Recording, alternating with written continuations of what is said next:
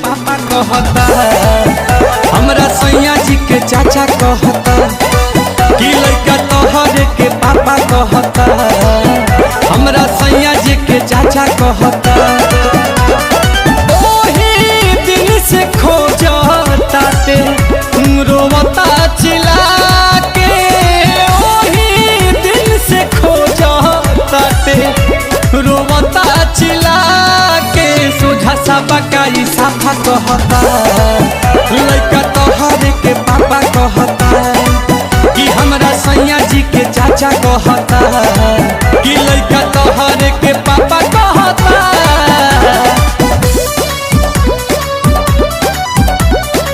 Music by Priyanshu Singh.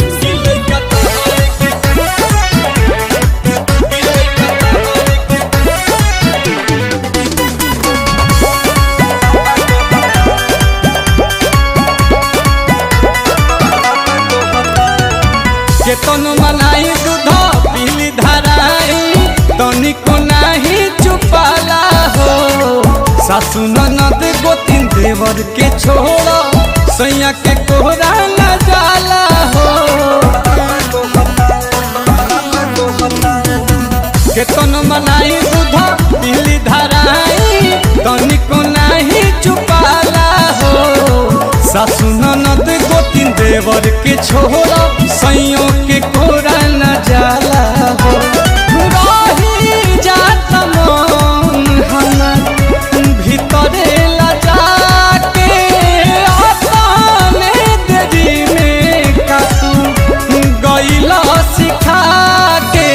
खाए के गोलगप्पा कहता, लड़का तोहरे के पापा कहता कि हमरा सैया जी के चाचा कहता, लड़का तोहरे के पापा कहता।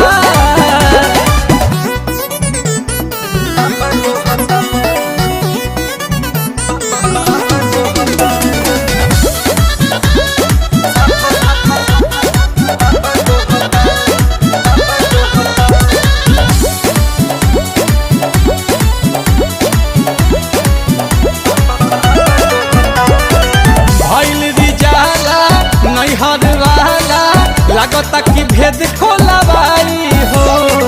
विपत के घड़ी गोविंद खड़ा ही कहरी लगे पिया से पिटवाई हो। भइल रिजाला नैहर वाला लागता भेद खोलवाई हो। विपत के घड़ी रोशन खड़ा ही कहरी लगे पिया से पिटवाई हो।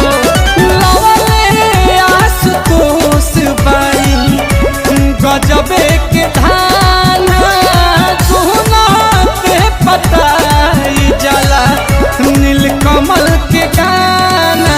हमरा इज्जत पथा पर रहता, लड़का तोहरे के पापा कहता कि सोझा सा बकाई साफा कहता।